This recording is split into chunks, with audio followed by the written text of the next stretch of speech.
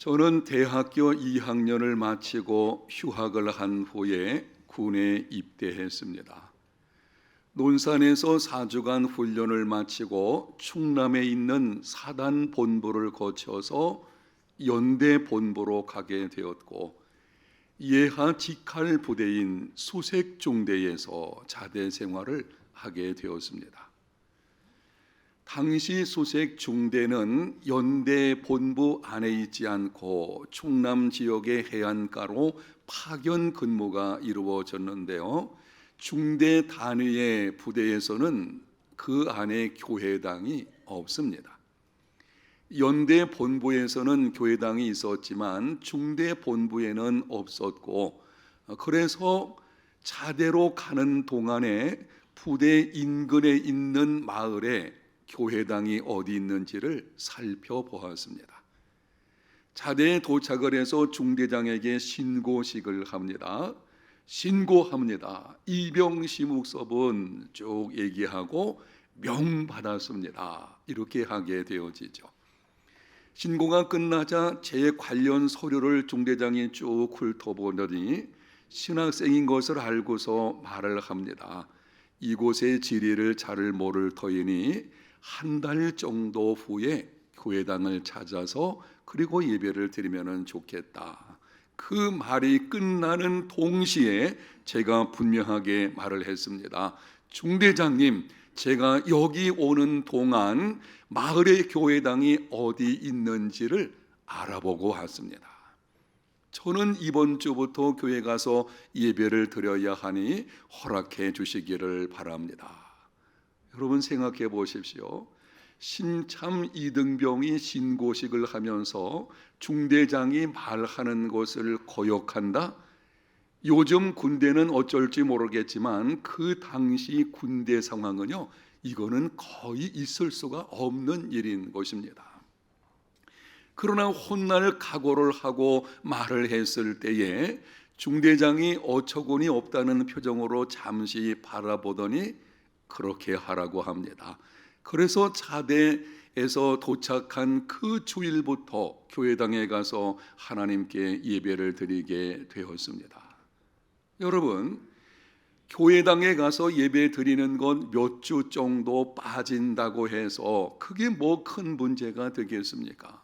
평생 동안 예배 드리는 거 뭐 한 달 정도 좀 쉬었다 나가면 어떻겠나 이런 생각이 들지 모르겠지만 안 됩니다. 제가 군대 이야기를 하는 이유는 다른 것이 아니고 그렇게까지 하면서 자대를 가면서 인근의 교회당이 어디 있는지를 찾아보고 혼날 각오를 하면서까지 당돌하게 부탁을 하는 그 이유가 분명히 있습니다. 왜 그렇습니까? 예배는 생명 같은 것이기 때문입니다. 어떤 상황에서도 주일날 교회당에 와서 하나님께 예배하는 것은 결코 양보할 수 없습니다. 주일이 되면 어느 곳에서 어떤 상황에서도 하나님께 나와 예배하는 삶이 되어야 합니다. 오늘 본문에 보게 되면 아담의 아들, 두 아들이죠. 가인과 아벨이 하나님께 제사를 드린 내용입니다. 본문에서 우리가 먼저 주목해야 할 것은 이 본문이 기록되어진 위치입니다. 성경을 보게 되면 창세기 1장과 2장은 하나님께서 천지 만물을 창조하신 것에 관해서 기록을 하고 3장에서는 인간의 타락을 기록을 합니다. 그리고 4장에 오게 되면 타락한 인류 역사가 시작되어지는 그 내용들이 기록이 되기를 시작을 하는데요. 바로 타락한 인류 역사의 첫 번째 관련 기사가 제사, 예배에 관한 것입니다. 우연이 아닙니다. 성령께서 모세를 감동하심으로 이 내용을 하나님께 제사 드리는 예배에 관한 것을 타락한 인류 역사의 시작점에 먼저 기록한 이유가 뭔가 하면 타락한 인류의 회복은 예배 회복으로부터 시작된다는 것을 보여주는 것입니다. 예수님을 믿음으로 하나님께로 돌아와서 예배를 회복하는 것, 그것이 타락한 인류의 회복입니다. 우리는 예배를 생명처럼 여겨야 합니다. 모든 그리스도인은 주일이 되면 어느 곳에서 어떤 상황에 있든지 아무리 급한 일이 있다고 할지라도 하나님께 나와서 예배해야 합니다. 주일에 만부득이 근무해야 하는 자들은 어떻게 해야 하겠습니까? 직장 생활을 하는데 2교대 혹은 3교대로 하다 보니 주일날 근무 시간이 될 수가 있을 것이고, 아니면 특별한 직종 같은 경우에는 주일날에도 출근해야 될 것입니다. 이런 경우는 어떻게 해야 하겠습니까? 할 수 있다면 다른 사람과 부탁을 해서, 교회 다니지 않는 어떤 사람에게 좀 부탁을 해서 교대 근무를 하면은 좋겠고, 그것이 쉽지 않다면 주일날 이른 예배 시간에 나와서 예배하고 출근해야 합니다. 우리 교회는 8시, 10시, 12시, 3시 이렇게 계속 예배가 이어지게 되는데요, 어쨌든 주일날 하나님께 나와서 어느 한 시간에 예배를 드려야 합니다. 여러분, 그것도 쉽지 않다면 퇴근한 이후에 저녁 늦은 시간이라도 오전에 드렸던 그 교회의 예배가 있잖아요. 그 온라인을 통해서 그 예배에 혼자서라도 하나님을 예배해야 합니다. 어떤 방식으로든지 주일에는 찾아서 예배를 해야 됩니다. 왜 그런 것입니까? 따라합니다. 예배는 생명 같은 것이다. 아멘. 여러분이 혹시라도 나는 도저히 주일에 예배 드릴 형편이 안 되고 있습니다 하는 분들이 있다면 생명 같은 예배를 양보할 수는 없잖아요. 셀 목자나 교육자들에게 와서 상담하십시오. 여러분이 상담하신 것이 교회로 갖고 와서 그 내용들이 쌓이게 되면 교회에서는 어찌하든지 정말 우리 성도들이 주일날 예배할 수 있는 어떤 환경들을 좀 찾아보도록 하겠습니다. 그런데 예배는 하나님께서 받으시는 참된 예배가 있고 받지 않으시는 헛된 예배가 있습니다. 예배의 성패를 좌우하시는 분은 하나님이십니다. 아무리 훌륭하게 보이는 예배를 드린다고 하여도 정말 잘 준비해서 거창하고 웅장하게 많은 사람들이 모여서 예배를 드린다 해도 하나님 받지 않으시면 헛된 예배입니다. 하나님이 받으시느냐 받지 않으시느냐 하는 것이 예배의 성패를 결정하는 것입니다. 하나님께서 받으시는 참된 예배는 어떤 것입니까? 오늘 본문에 보게 되면 아담의 아들 가인은 농사 짓는 사람인 고로 농산물을 가지고 하나님께 제사를 드렸고, 아벨은 양을 치는 사람인 고로 양을 가지고 하나님께 예배를 드렸습니다. 그런데 하나님께서 아벨의 것은 받으시고 가인 것은 받지를 않으셨습니다. 이유가 무엇인가요? 전통적으로 많은 성경학자들은 이것을 이렇게 해석을 합니다. 아벨은 피가 있는 제사를 드렸기 때문에 하나님이 받으신 것이고, 가인은 피가 없는 제사를 드렸기 때문에 받지 않으신 것이다. 그럴듯하고 그렇게 해석을 하고 설교한다고 해서 큰 문제는 없을 것입니다. 그런데 오늘 본문의 문맥을 살펴보게 되면 그 해석은 조금 무리한 해석이다 라고 할 수가 있습니다. 두 가지 이유가 있는데요, 첫 번째는 레위기의 제사법을 보게 되면 여러분이 나중에 창세기, 출애굽기, 레위기, 이 레위기의 제사법들이 나오는데요, 그 레위기의 제사법을 보게 되면 피의 제사뿐만이 아니고 곡물의 제사도 있었습니다. 이것을 소제라고 합니다.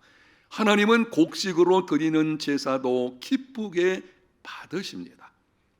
두 번째는 본문 3절 상반절을 보게 되면 가인과 아벨이 제물을 드릴 때를 기록을 하는데요, 세월이 지난 후에 이렇게 기록을 하고 있어요. 세월이 지난 후에 가인과 아벨이 하나님께 제사를 드렸다. 여기 세월이 지난 후에 라고 하는 말의 히브리 원어의 뜻을 보게 되면 날들의 끝에 라는 뜻입니다. 한 해를 마무리하는 때, 한 해 동안의 수확을 거두어 들인 후라는 뜻을 가지고 있어요. 여러분이 이해하기 쉽게 말씀을 드리면 일종의 추수감사 제물을 하나님께 드린 것입니다. 가인과 아벨의 제사는 속죄 제사가 아니고 감사의 제사로 보는 것이 옳습니다. 그렇다면 농부는 농산물로, 양치기는 양으로 제물 삼아 드리는 것은 당연한 것입니다. 추수감사로 하나님께 드린다. 그러면 자기가 가지고 있는 이 업종, 그리고 자기가 일하는 그것과 관련해 드리는 것이 옳은 것이겠지요. 여러분, 그렇다면 하나님께서 가인 것은 받지 않고 아벨 것만 받으신 이유가 무엇인가요? 본문 4절과 5절에 보면 의미심장한 말씀이 기록이 되어 있습니다. 여호와께서 아벨과 그의 제물은 받으셨으나 가인과 그의 제물은 받지 아니하신지라. 여러분이 영상에 있는 말씀을 눈을 크게 떠서 한번 보십시오. 아벨이 하나님께 제사를 드렸습니다. 그런데 하나님께서는 아벨과 그의 제물을 받으셨다 이렇게 기록을 하고 있어요. 가인이 하나님께 제물을 드렸습니다. 그런데 하나님께서 가인과 그의 제물을 받지 않으셨다고 기록을 합니다. 하나님께서는 아벨이 제사를 드릴 때에 아벨이 드리는 제물을 받으시기 전에 아벨이라는 사람을 먼저 받으신 것입니다. 가인이 제물을 드릴 때에 하나님께서는 제물을 받지 않으시기 전에 가인이라는 사람을 받지 않으시는 것입니다. 무슨 말을 하는 것입니까? 좋은 예배자가 좋은 예배를 결정을 합니다. 예배의 성패를 결정하시는 분은 하나님이십니다. 그런데 하나님께서는 예배 그 제물보다도 제물을 드리는 사람을 먼저 보십니다. 좋은 예배자가 되면 하나님께서 그 제물을 받으시겠지만 악한 예배자가 되면 아무리 좋아 보이는 제물을 드린다고 할지라도 하나님께서는 받지 않으십니다. 그러면은 좋은 예배자는 어떤 사람인가요? 좋은 예배자가 좋은 예배를 결정합니다. 우리는 하나님께 내가 무엇을 어떻게 드리느냐 이것을 우선순위로 둘 때가 있는데 그것도 중요한 것이지만 그 전에 더 중요한 것은 그것을 드리는 내가 누구냐 하는 것이죠. 내가 바르면 하나님께서는 그 제물을 기쁘게 받으시는 것이고요. 그렇지 않으면 내가 악한 가운데 있으면 하나님 받지 않게 되어지는 것입니다. 좋은 예배자는 어떤 사람인가요?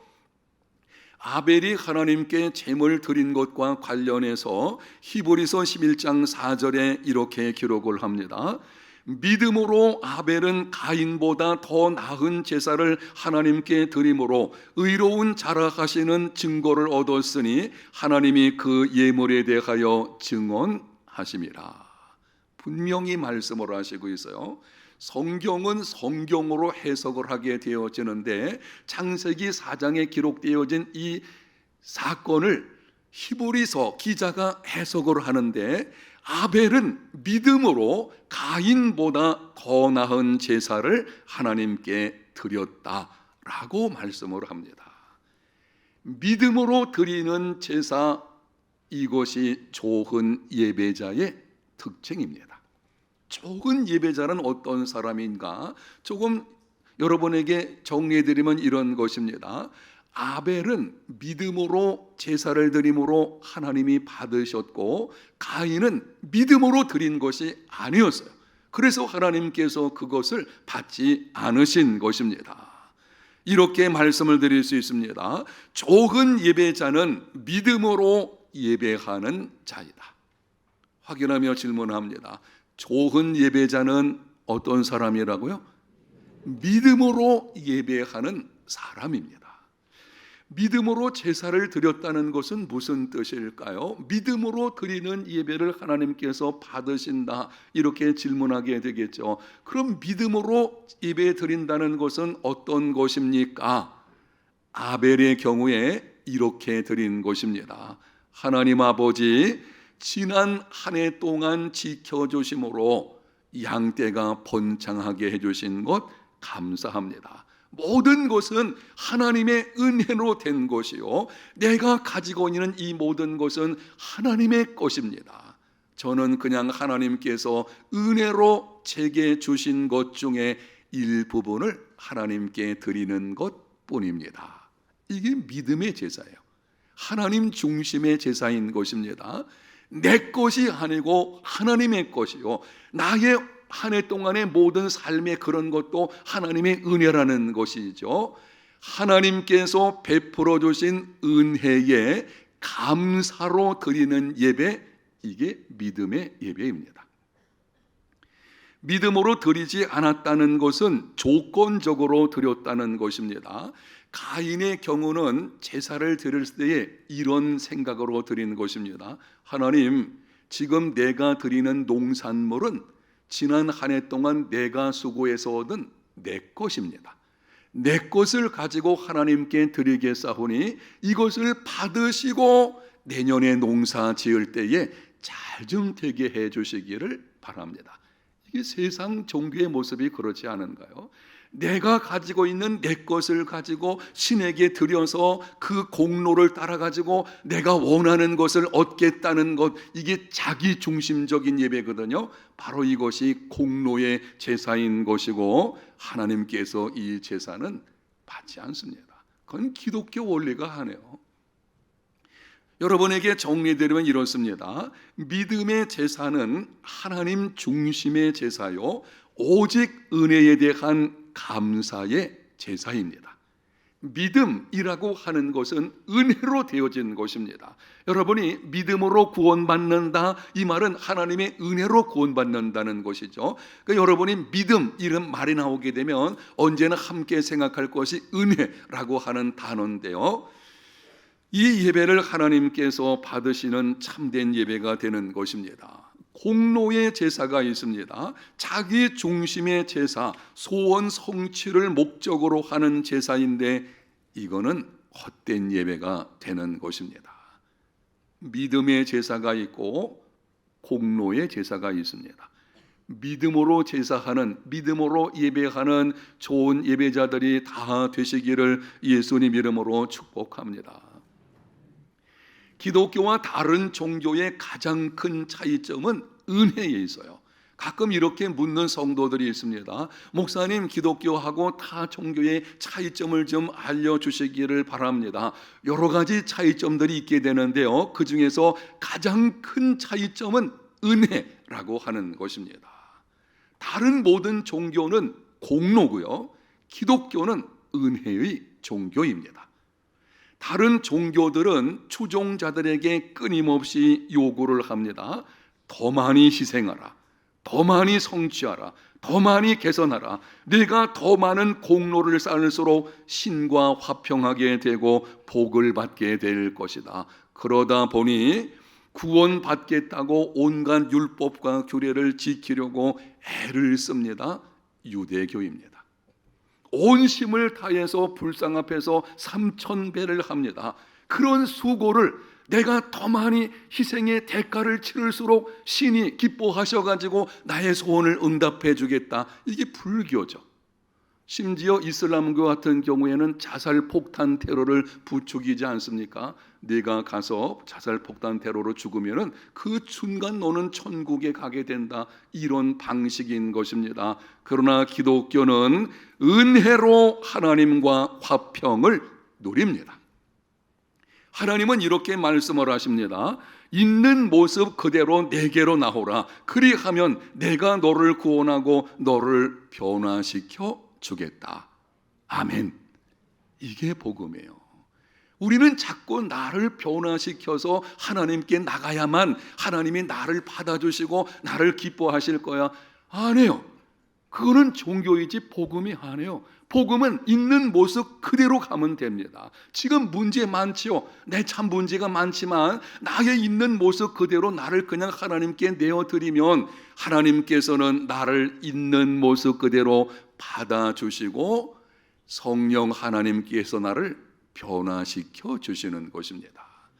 내가 나를 변화시켜 가는 거 아니에요. 성령 하나님께서 나를 변화시켜 가게 되는 것입니다. 예수님께서 이 땅에 계시는 동안 문제 많은 사람들이 나왔습니다. 한 번도 예수님께서는 너 가서 너의 행실을 바꾸고 내게로 나오라. 그러면 너에게 복을 주겠다. 그렇게 하신 적이 없어요. 죄인된 있는 모습 그대로 예수님께서 받으셨는데요. 여러분, 심지어 예수님께서는 죄인들을 찾아가셨어요. 함께 하시고 말씀해 주시고 그들을 구원하신 것을 보게 됩니다. 전적인 은혜입니다. 기독교는 처음부터 끝까지 은혜의 종교입니다. 우리가 구원받은 것도 이만하게 믿음 생활하는 것도 하나님의 은혜인 줄로 믿습니다. 우리가 구원받은 하나님의 자녀이지만 내 내적인 본질적인 문제를 보게 되면은요, 여러분 얼마나 우리가 문제가 많은가요? 한순간도 우리의 온갖 잡된 생각들 그리고 엉뚱한 일들로 막 나가는, 나는 그렇게 살고 싶지 않은데 나도 모르는 사이에 막 죄에 끌려가는, 그게 우리의 모습 아닌가요? 예수 믿지만 이 땅에 사는 동안 여전히 그게 우리의 모습이에요. 그래서 우리는 누군가가 붙들어 주어야만 믿음을 지킬 수가 있거든요. 예수님께서 하나님의 우편에서 우리 위해서 지금도 기도하시고 하나님께서 우리와 함께 하심으로 이만하게 믿음 생활이 이루어지는 줄로 믿습니다. 은혜입니다, 여러분. 천국 가는 것도 은혜인 것이고요. 천국 간 이후에 주님 다시 오시는 그날에 천국 상급을 받는 것도 하나님의 은혜입니다. 그러므로 하나님이 기뻐하시는 참된 예배가 되려면 은혜에 대한 감사의 예배, 하나님 중심의 예배, 믿음의 예배가 되어야 합니다. 1996년 4월 20일 신앙고백의 복음주의 연합회에서 케임브리지 선언문을 발표를 했습니다. 그 내용들을 보게 되면 예배에 관한 것도 포함이 되어 있는데요, 그 예배에 관한 내용들 중에 일부분을 제가 여러분에게 읽어드릴 때에 주의 깊게 한번 들어보시기를 바랍니다. 현대 교회의 예배에서 하나님 중심 되심이 사라졌다는 것은 이제 일반적인 현실이며 매우 한탄스러운 일이다. 찬양을 오락으로, 복음의 설교를 경영 전략 혹은 영업으로, 믿음을 테크닉으로, 선함을 자신이 선하다 느끼는 감정으로, 그리고 신실함을 성공하는 것으로 바꾸어 버렸다. 심각한 문제죠. 우리는 예배 가운데 오직 하나님께 집중해야 한다. 우리 개인적인 필요를 만족시키는 것이 예배의 목적이 아니다. 예배는 우리의 필요를 채우는 도구가 아닙니다. 여러분, 하나님께 예배드릴 때에는 우리의 마음과 우리의 시선이 오직 하나님께로만 향해 있어야 되는 것입니다. 하나님은 목적이시지 수단이 아니에요. 많은 그리스도인들이 예배 드리는 목적이 뭔가 하면 이 예배를 통해서 내가 좀 뭔가 얻으려고 하는 것입니다. 예를 들면 질병이 치유라든지 아니면 뭐 내가 필요한 것을 공급받는다든지, 물론 그런 문제가 있긴 하지만 그거는 바른 예배를 드리게 되면 부수적으로 달아오는 것입니다. 하나님을 이용하려고 하지 마십시오. 현대인들의 심각한 문제가 뭔가 하면 자신이 원하는 것을 해주고 자신의 문제를 해결해 주며 자신의 목표를 이루도록 도와주는 신을 원합니다.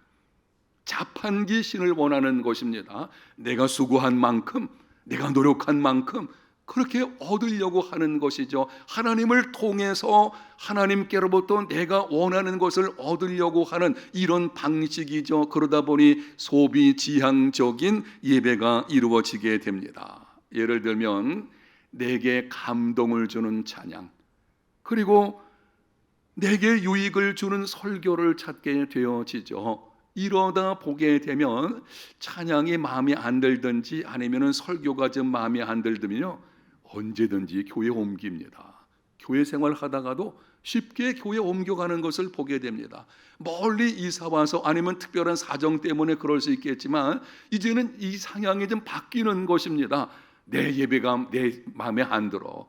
자기 중심적이 되어버렸어요. 내게 감동을 주는 것이 우선되는 것입니다. 아니죠.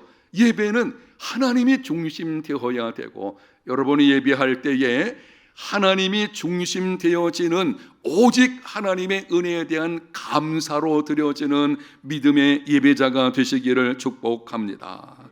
좋은 예배자가 좋은 예배를 결정합니다.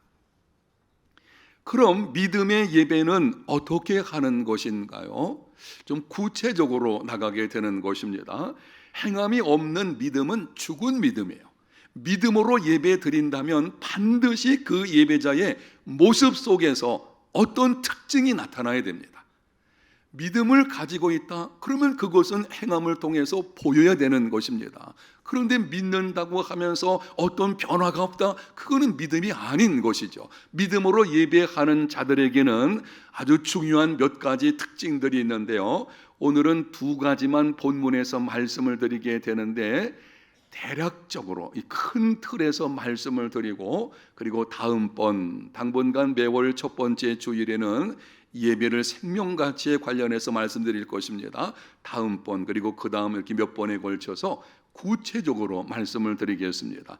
4절 상반절을 보게 되면 아벨은 자기도 양의 첫 새끼와 그 기름으로 드렸더니, 아벨의 제사는 믿음으로 드린 제사입니다. 그런데 그 제사 내용을 보게 되면 양의 첫 번째 새끼를 드렸다. 구약 성경에서 첫 번째는 항상 최고를 의미하는 것입니다. 가장 좋은 것, 그리고 첫 번째라는 것은 나머지 모든 것이 다 포함되어 있다는 뜻을 가지고 있거든요. 나의 소유 전부를 드린다, 이런 의미를 가지고 있어요. 기름을 드렸다는 것은 무슨 기름덩어리 드렸다는 것이 아니에요. 이 말씀은 가장 기름지고 살찐 양을 드렸다는 것입니다. 아벨은 하나님께 제물을 드릴 때에 양의 첫 번째 새끼와 그리고 양떼들 가운데서 가장 살찌고 가장 좋은 것을 골라 가지고 하나님께 드린 것입니다. 이것이 믿음의 예배입니다. 무슨 예물이든지 받는 자의 신분에 어울리는 것이어야 합니다. 설 명절을 다가오게 되면 여러분이 부모님이나 아니면은 은사나 여러 가지 이렇게 선물하는 경우들이 있게 되는데, 그때 이런 생각 들지 않은가요? 그분에게 맞는 선물이 뭘까 생각하게 되죠. 아니, 부모님께 선물을 드리는데 예를 들면 장난감을 드리겠어요? 뭘 드리겠어요? 거기 맞는 것, 하나님께 나와서 제사 드리고 예배 드린다고 하면 하나님의 격에 맞는 것이어야 합니다. 하나님은 어떤 분이신가요? 솔로몬이 성전을 봉헌할 때에 이렇게 고백을 합니다. 역대하 6장 18절입니다. 하나님이 참으로 사람과 함께 땅에 계시리이까 보소서, 하늘과 하늘들의 하늘이라도 주를 용납하지 못하겠거든 하물며 내가 건축한 이 성전 이호리이까. 솔로몬은 분명히 알고 있었습니다. 하나님은 하늘과 하늘들의 하늘이라도 용납하지 못할 만큼 위대하신 분이십니다. 아멘. 그렇다면 그분의 걸맞은 예배를 드리기를 힘써야 합니다. 여러분이 하나님께 예배 드린다면 정말 최고 최상의 것으로 전부를 하나님께 내어드리는 이런 모습이 있어야 하는 것입니다. 지각하지 마십시오.